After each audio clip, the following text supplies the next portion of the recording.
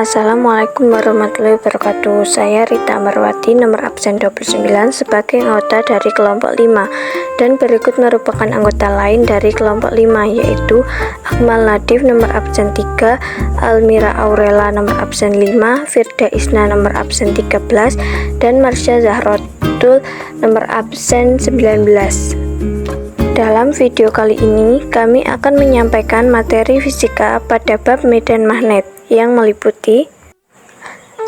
Medan magnet, 2. Sifat dan bahan magnetik, 3. Medan magnet dan arus listrik, 4. Percobaan Oersted dan Bose-Savart, 5. Gaya magnetik atau gaya Lorentz, 6. Aplikasi konsep gaya magnetik dalam kehidupan. Berikut merupakan pembahasan lebih rincinya. Pengertian medan magnet. Medan magnet adalah wilayah di sekitar objek yang memiliki sifat magnetis, seperti magnet permanen atau kawat yang dialiri arus listrik, di mana gaya magnetik akan mempengaruhi benda-benda lain yang berada dalam medan tersebut. Medan magnet diciptakan oleh gerakan partikel bermuatan, seperti elektron yang berputar di sekitar inti atom. Beberapa konsep dasar mengenai medan magnet adalah sebagai berikut. Untuk yang pertama, yaitu kutub magnet. Setiap magnet memiliki dua kutub magnet, yaitu kutub utara, North Pole, dan kutub selatan, South Pole. Hukum dasar magnetisme adalah bahwa kutub yang berlawanan akan tarik-menarik, sementara kutub sejenis akan tolak-menolak. Yang kedua ada garis medan magnet. Medan magnet terbentuk dalam bentuk garis-garis yang mengalir dari kutub utara ke kutub selatan dalam sebuah magnet. Garis medan magnet tidak pernah bersilangan, dan mereka akan membentuk pola yang mengelilingi magnet. Untuk yang ketiga yaitu intensitas medan magnet. Intensitas medan magnet adalah ukuran kekuatan medan magnet pada suatu lokasi. Satuan SI untuk intensitas medan magnet adalah Tesla, dengan simbol T kapital. Untuk yang keempat yaitu pengaruh medan magnet. Medan magnet dapat mempengaruhi benda-benda bermagnet, seperti kompas yang akan menunjukkan arah utara dan selatan bumi. Benda bermagnet yang ditempatkan dalam medan magnet akan mengalami gaya tarik atau tolak, tergantung pada polaritas benda tersebut. Yang kelima dan yang terakhir yaitu elektromagnet. Elektromagnet adalah jenis magnet yang dibuat dengan mengalirkan arus listrik melalui kawat. Intensitas medan magnet di sekitar elektromagnet dapat diubah dengan mengubah besarnya arus listrik yang mengalir melaluinya. Berikut ada sifat magnetik bahan. Yang pertama, bahan magnetik atau ferromagnetik. Ferromagnetik adalah benda yang dapat ditarik dengan kuat oleh magnet. Jika benda jenis ferromagnetik berada dekat dengan magnet, magnet akan menarik benda tersebut. Selain itu, benda yang termasuk bahan ferromagnetik dapat dijadikan suatu magnet. Contoh bahan ferromagnetik adalah baja, besi, nikel, dan kobalt. Yang kedua, bahan non-magnetik. Bahan non-magnetik terbagi atas paramagnetik dan diamagnetik. Paramagnetik adalah benda yang dapat ditarik dengan lemah oleh magnet kuat. Contohnya aluminium, tembaga, platina, dan lain-lain. Sedangkan diamagnetik adalah benda yang menolak magnet. Benda ini tidak dapat ditarik sama sekali oleh magnet meski berada sangat dekat dengan magnet yang kuat. Contoh benda diamagnetik adalah emas, seng, merkuri, dan lainnya. Medan magnet dan arus listrik, percobaan Oersted dan Biot-Savart. Percobaan Oersted dan Biot-Savart adalah dua percobaan penting dalam fisika yang berkaitan dengan medan magnet dan arah arus listrik. 1. Percobaan Oersted. Percobaan ini dilakukan oleh Hans Christian Oersted pada tahun 1820. Ia menemukan bahwa arus listrik yang mengalir melalui sebuah kawat dapat memengaruhi medan magnet di sekitarnya. Ketika arus listrik mengalir melalui kawat, medan magnet yang muncul tegak lurus terhadap arah aliran arus. Inilah yang menjadi dasar prinsip kerja elektromagnet.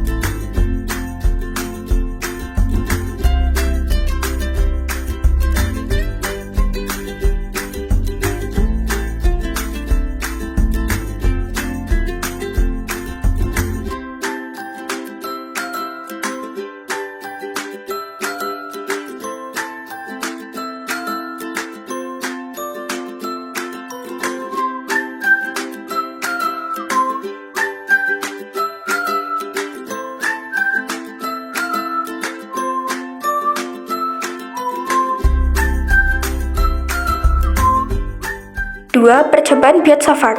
Percobaan ini dilakukan oleh Jean-Baptiste Biot dan Felix Savart pada tahun 1823. Mereka mengembangkan rumus matematika yang memungkinkan perhitungan medan magnet yang dihasilkan oleh segmen kecil dari kawat yang membawa arus listrik.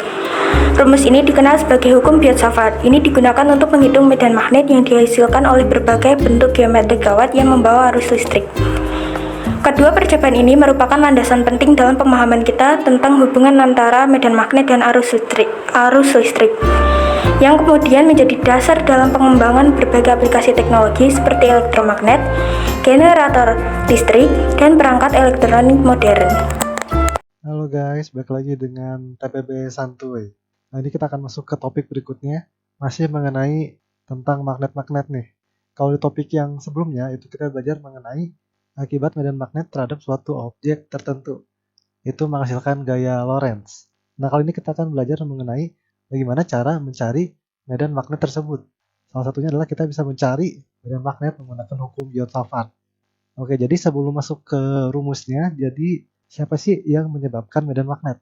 Kalau kita bicara medan listrik ya, siapakah yang menghasilkan medan listrik? Jawabannya muatan listrik. Ya, muatan listrik menghasilkan medan listrik. Kalau medan magnet itu bukan muatan magnet, tapi arus listrik. Oke, jadi arus listrik yang mengalir itu pasti akan menyebabkan medan magnet. Dan untuk mencari medan magnet dari arus listrik, itu pakai yang namanya hukum Biot-Savart. Nah, ini ilustrasinya seperti ini. Ini dia, ini adalah hukum Biot-Savart. Oke, jadi ini kita jelasin dulu ya, maksud dari gambar ini. Ini ceritanya ada kawat atau penghantar atau kabel yang dialiri arus listrik. Ya, karena arus listrik nggak bisa ngalir sendiri, dia perlu perantara. Makanya butuh kawat atau penghantar. Ya, oke. Nah, kalau udah ditanya nih, pada titik P di gambar ini carilah medan magnetnya. Nah, hukum Biot-Savart itu adalah menghubungkan arus pada penghantar dan geometrinya supaya kita bisa menghitung medan magnet di titik P dengan rumus seperti ini. Oke, jadi gini, karena kawat ini benda kontinu ya, makanya nanti kita akan partisi. Kita tinjau elemen dari si kawat. Yang warna hijau ini nih. Misalnya di sini nih, elemennya namanya DL. Nah, DL ini vektor. Arahnya kemana? Arahnya ngikutin arah arus. Jadi pada titik ini arah arusnya yang warna merah nih ke sana. Itu arah vektor DL-nya. Nah, kalau udah dari elemen ini, tarik garis putus-putus ke titik P. Jarak dari elemen ke titik P itu namanya R. Nah, kalau udah kita bikin vektor nih dari si elemen itu ke titik P. Namanya vektor R. Tapi yang kita cari bukan vektornya. Yang kita cari adalah vektor satuannya. Makanya jadinya R topi. Jadi ada DL, R topi, dan ada R. Nanti kalau pakai rumus ini ketemu dB. Belum B ya, tapi masih dB. Artinya apa? Medan magnet oleh si elemen ini aja. Nanti kalau mau cari B oleh seluruh kawat, kita integralin. Gitu. Jadi ini mirip yang itu medan listrik, tapi lebih ribet karena di sini ada vektornya cross product. Jadi nanti antara vektor DL dan vektor R topi ada sudut kan ya. Misalnya ini sudutnya alfa. Nanti lakukan cross product gitu. Itu jadi ide dari hukum Biot-Savart. Di sini ada μ0. Ini adalah suatu konstanta. μ0 ini nilainya 4pi kali 10⁻⁷ Weber per ampere meter kuadrat. Ini yang disebut dengan permeabilitas vakum. Kalau di listrik itu permitivitas. Kalau di magnet, permeabilitas. Oke, jadi ini ya, ini yang perlu di highlight. Kita nanti akan gunakan ini. Dan ini lumayan ribet sih, lebih ribet daripada medan listrik. Tapi mari kita tinjau sama-sama ya. Untuk kasus yang mudah dulu nih. Oke, jadi untuk kasus yang pertama, ini kita akan cari medan magnet oleh kawat lurus yang berhingga. Kawatnya lurus, punya panjang L. Ini dialiri arus I ke arah kanan. Cari medan di titik P. Titik P ini punya jarak horizontal D ke si ujung kanan kawat. Dan jarak vertikalnya terhadap si kawat itu A. Oke, pertama-tama pasti sebelum kita integral harus bikin sistem koordinat dulu nih. Misalnya saja kita buat sistem koordinat seperti ini nih ya. Jadi ujung kiri si kawat itu X sama dengan 0, ujung kanannya X sama dengan L. Dan titik P ini ada di X sama dengan L plus 2, dan berarti Y sama dengan A ya. Jadi kawat ini akan terletak di sepanjang sumbu X. Oke, kalau udah nanti kita akan tinjau elemen. Kita ambil elemen dari si kawat. Misal kita tinjau elemen di sini nih. Yang warna hijau ini berjarak X dari X sama dengan 0 dan punya lebarnya, panjangnya ada X. Panjang elemennya ada X gitu. Nah, kita akan cari dB. Yang ini ya, dB yaitu medan magnet akibat si elemen kawat ini saja di titik P. Oke, tadi kita butuh apa? Kita butuh R ya. Kita akan tarik garis putus-putus dari elemen ke si titik P. Kayak gini nih ya. Tarik garis putus-putus dari hijau ke titik P. Ini nanti adalah R-nya. Nah, oke. Karena ini vektor ya, B itu kan vektor. Lebih baik kita cari dulu arahnya nih. Supaya nanti kebayang cara integralnya. Oke, arah B itu bisa dilihat dari ini nih. Rumus Biot-Savart ada di sini DL cross R topi. Itu nanti akan jadi arahnya. Oke, vektor DL kita gambar deh ya. Di elemen ini arusnya ke kanan. Ya udah DL-nya berarti itu. Itu DL-nya. R topinya itu yang searah garis putus-putus. Jadi ke arah sana. Ya kira-kira ke sana ya, ke titik P lah. Itu nanti akan membentuk sudut ya. Ini sudutnya ini alfa nih. Nah, ini nanti bisa dicek ya.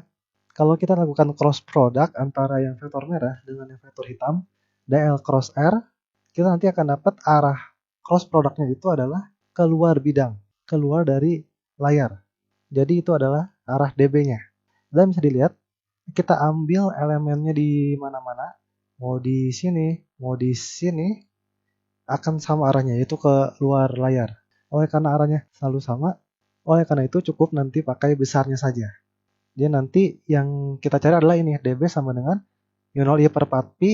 Ini kita hitung besar vektornya, vektor dari DL cross R topi per R kuadrat. Besarnya jadi ya, ini skalar semua. Oke, kalau udah ini kita hitung dulu ya yang DL cross R topi. Kita tahu bahwa besar dari A cross B, ya ini vektor cross product itu sama dengan besar A dikali besar B dikali kosinus alfa. Kosinus sudut antara keduanya. Nah ya udah kita terapin juga untuk hal yang ini ke ini. DL cross R topi. Jadinya akan seperti ini. Oke, DL cross R topi berarti besar DL yang adalah DL dikali dengan besar R topi. Besar R topi karena dia adalah vektor satuan, besarnya 1. Ya udah, langsung berarti ya dikali dengan ada yang salah, bukan kosinus ya, harusnya sin. Oke, ini harusnya sin ya. Nah, udah ya udah dikali dengan sinus antara DL dan R topi, yaitu kalau di geometri si sudut alfa ini. DL sin alfa. Sip ya. Jadi ini besarnya.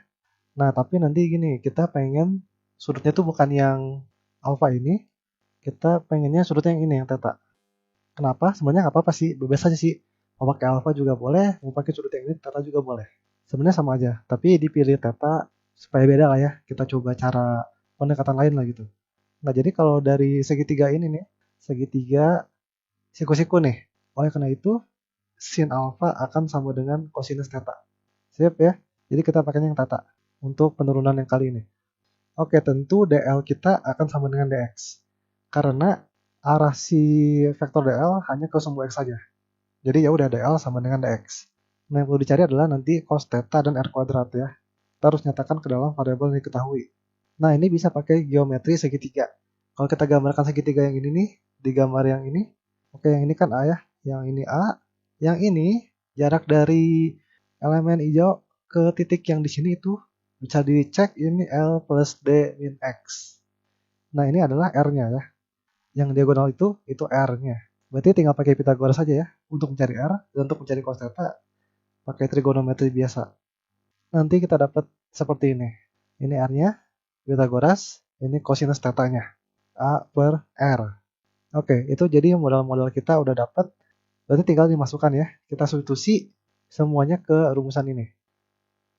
Jadi dB sama dengan mu0i per 4pi dikali DL yang ini dx cos theta per R kuadrat jadinya ini nanti. Ini bisa dicek secara aljabar ya. Jadinya nanti bla bla bla pangkat 3/2. Kalau udah apa? Kalau udah ya diintegralin. Kita integralkan ini ya. Karena nanti B sama dengan integral dB. Dan supaya memudahkan semua konstanta kita keluarin ke luar integral ya. Mu0 i a 4pi itu konstanta semua keluar. Sisa yang ini variabelnya X, batasnya dari mana sampai mana. Yang menghasilkan medan adalah si kawat kan. Kawatnya itu dari X sama dengan 0 sampai X sama dengan L. Ya udah, itu adalah batas-batasnya. Nah, kita akan menghitung integral ini. Ini tanda pengintegralan, bisa pakai substitusi trigonometri. Tapi karena ini fisika dasar, ini bukan kalkulus, kita gunakan software saja. Misalnya kita gunakan Wolfram Alpha. Langsung ketemu tuh integralnya, tinggal dimasukin bentuknya. Jadinya yang ini nih. Oke, ya udah. Kita lanjutin ya. Jadi nanti B sama dengan integral yang ini, jadinya ini. Kita ikutin aja. Oke, ini A bisa kecoret nih. A kuadrat sama A ini ya. Jadi kayak gini. Terus keluarin aja. Karena itu konstanta kan. Jadi kayak gini. Oke, nanti aljabar lagi aja nih ya. Masukin X-nya L, masukin X-nya 0, kurangin.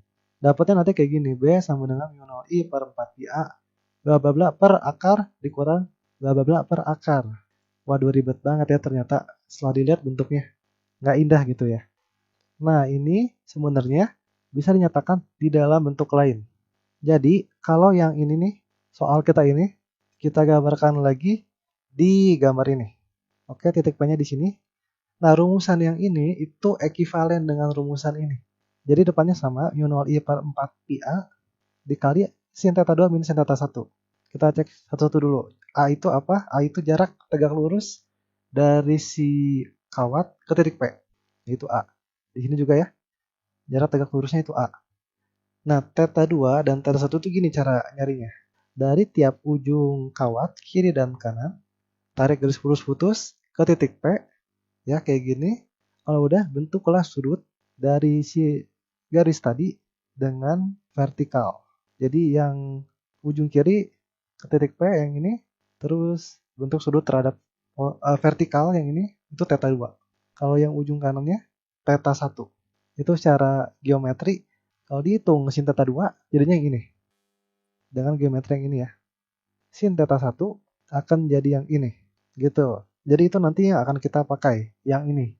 Karena bentuknya lebih elegan gitu ya, lebih simpel kelihatannya. Ya, jadi ini besar medan magnetnya. Dan arahnya tadi ke luar ya. Di kasus ini arahnya ke luar layar. Gitu. Nah, kalau kasus lain gimana nih? Nah, ini kasus lain masih sama juga sih, tetap kawat lurus berhingga, tapi sekarang letak titiknya beda. Kalau yang ini kan titik P-nya ada di ini ya, jauh dari ujung kanan kawat. Kalau ini titik P-nya ada di dekat dengan si kawatnya, jadi nggak jauh dari ujungnya gitu. Nah, ini sama rumusnya, sin theta 2 min sin theta 1 juga. Tapi ada satu hal yang perlu diperhatikan di sini. Jadi ketika kita mendefinisikan theta, itu harus konsisten. Yang theta 1 nih, ini kita nggak bentuknya dari yang vertikal muter ke sana nih, salah jarum jam. Sama ya theta 2 juga. Dari yang vertikal bikin lengkungan ke arah sana gitu kira-kira. Cara membentuk sudutnya. Nah, mereka satu arah. Yang ini beda. Kalau kan ya theta 2-nya dari vertikal ke sana, salah jarum jam. Tapi yang theta 1-nya kebalik. Ini berlawanan jarum jam. Gitu. Artinya apa? Artinya adalah beda kuadran. Mereka beda kuadran jadi beda tanda. Yang theta 1 beda tanda jadi. Yang theta 1 jadinya minus. Gitu. Itu bedanya jadi. Kalau yang di kasus ini nanti sin theta 2 minus sinus minus theta 1. Gitu ya. Itu jadi ada perbedaan yang perlu diperhatikan nih. Walaupun bentuknya mirip ya, sama-sama sin theta 2 sin theta 1. Satu lagi mengenai kawat lurus berhingga. Ini dia. Ini jadi titik tinjaunya segaris dengan si kawat. Oke, andaikan ini arusnya ke kanan lagi ya. Berapakah medan magnet di titik hitam ini? Jawabannya 0. Kenapa? Karena gini. Kalau kita tinjau elemen di sini nih misalnya. Arah DL-nya kemana? Ke kanan ya. Karena arah arusnya ke kanan. Oke, itu arah DL. Lalu arah R-nya kemana? R topinya. Tarik garis dari elemen ke titik yang ditinjau. Ke kanan juga. R topi ya. Oke, hukum Biot-Savart mengatakan bahwa itu nanti melibatkan DL cross R topi. Dan kalau searah, cross produknya 0. Karena sin tetanya 0. Karena searah. Itu. Begitu juga kalau arusnya berlawanan. Tetanya 180 derajat. Jadi sinnya 0. Otomatis B-nya 0. Oke, jadi itu mengenai kawat lurus berhingga. Kira-kira ada 3 konsep ya. 1, 2, dan 3. Satu lagi ya, coba pakai hukum Biot-Savart untuk bukan kawat lurus, tapi kawatnya melingkar. Ini lebih gampang sih. Yuk langsung kita lihat. Oke, ini dia. Jadi kawatnya sekarang dilingkarin. Kita kasih arus. Dalam hal ini arusnya searah jarum jam. Ya, jadi lingkarannya R.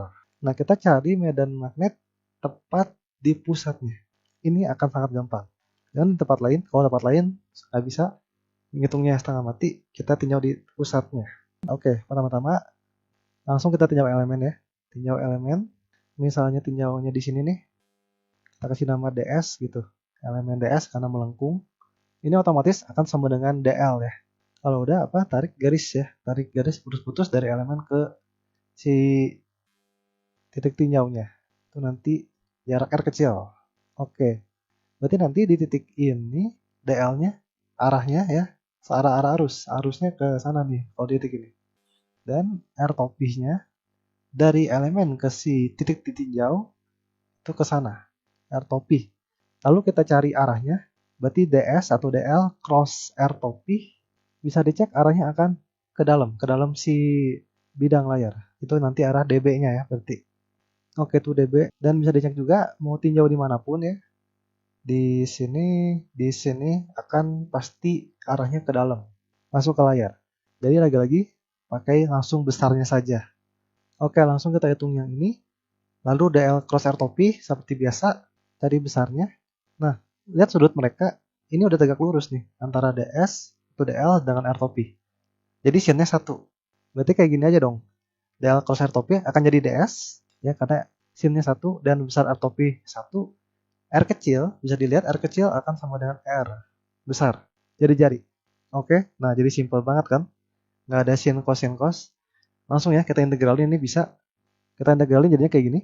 Yang konstanta keluarin semuanya. Sisa DS. Sisa integral DS. Integral DS artinya apa?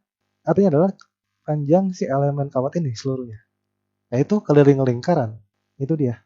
Gini ya, dan keliling lingkaran tuh 2πr besar. Sip, maka kita akan dapat hasil akhirnya. Ini, B sama dengan mu0I per 2R. Ini jauh lebih simpel dibandingkan yang kawat lurus ya. Ternyata. Gitu, dan arahnya nanti ke dalam. Itu di pusatnya saja ya. Bukan di titik lain. Gitu, jadi oke. Jadi itu sekian untuk bagaimana cara menggunakan hukum Biot-Savart untuk mencari medan magnet. Semoga ini membantu untuk pemahaman kalian. Sampai jumpa di video berikutnya. Terima kasih. Pembahasan tentang gaya Lorentz terbagi menjadi 4, yaitu yang pertama, pengertian gaya Lorentz, yang kedua, rumus gaya Lorentz, yang ketiga, faktor yang mempengaruhi gaya Lorentz, yang keempat, menentukan arah pada gaya Lorentz. Pembahasan yang pertama adalah pengertian gaya Lorentz. Apa sih itu gaya Lorentz? Gaya Lorentz adalah gaya yang berasal dari gabungan antara dua gaya. Kedua gaya tersebut adalah gaya magnetik dan gaya elektrik yang terdapat di sebuah medan elektromagnetik. Gaya ini berasal dari suatu muatan listrik yang bisa bergerak jika sebuah arus listrik ada di dalam medan magnet B. Hadirnya gaya elektrik tentu tidak lepas dari seorang penemu.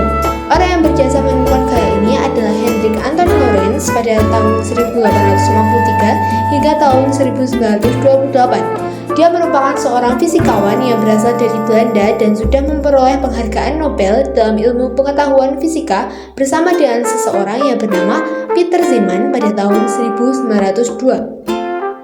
Nama Hendrik Anton Lorentz kemudian diabadikan dengan sebagai sebuah gaya yang ditemukannya, dan orang-orang mengenal gaya tersebut sebagai gaya Lorentz hingga sekarang.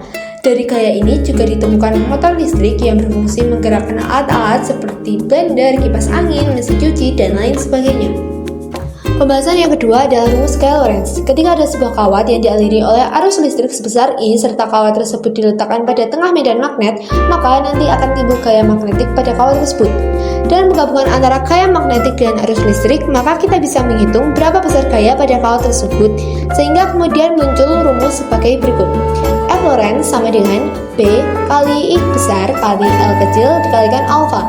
Dan keterangan F Lorentz adalah gaya Lorentz, B adalah kuat arus medan magnet dengan satuan Tesla, I besar adalah kuat arus yang mengalir pada kawat dengan satuan ampere, L adalah panjang kawat dengan satuan meter, dan alfa adalah sudut yang dibentuk dari B dan L kecil. Pembahasan ketiga yaitu menentukan arah gaya Lorentz yang terbagi menjadi 3. Yang pertama, gaya Lorentz di kawat berarus. Jika arah arus listrik tegak lurus dengan arah pada medan magnet, akan terjadi gaya magnetik yang maksimal, sin 90 sama dengan 1. Sementara itu, menentukan arah gaya Lorentz dapat melalui kaidah tangan seperti gambar di samping. Untuk kaidah tangan kanan, gaya Lorentz yang pertama menggunakan 3 jari, yaitu ibu jari sebagai arah arus listrik, jari telunjuk sebagai arah medan magnet, dan jari tengah sebagai arah gaya Lorentz. Untuk kaidah tangan yang kedua menggunakan telapak tangan kanan yang terbuka serta lebih mudah digunakan, terlebih jika sudut alfa tidak sama dengan 90 derajat, yaitu ibu jari sebagai arah arus listrik, keempat jari lainnya sebagai arah medan magnet, dan telapak tangan sebagai arah gaya Lorentz. Yang kedua, gaya Lorentz di kawat sejajar yang memiliki arus listrik. Pada saat ada 2 buah kawat yang memiliki panjang I, kemudian dialiri arus listrik sebesar I, dan kedua kawat tersebut diletakkan pada medan magnetik sebesar B, akan terjadi gaya magnetik. Ketika kedua kawat tersebut mempunyai arah arus yang sama atau searah, akan terjadi gaya tarik-menarik. Sebaliknya, ketika kedua kawat tersebut mempunyai arah arus yang berlawanan, akan timbul gaya tolak-menolak atau saling berlawanan.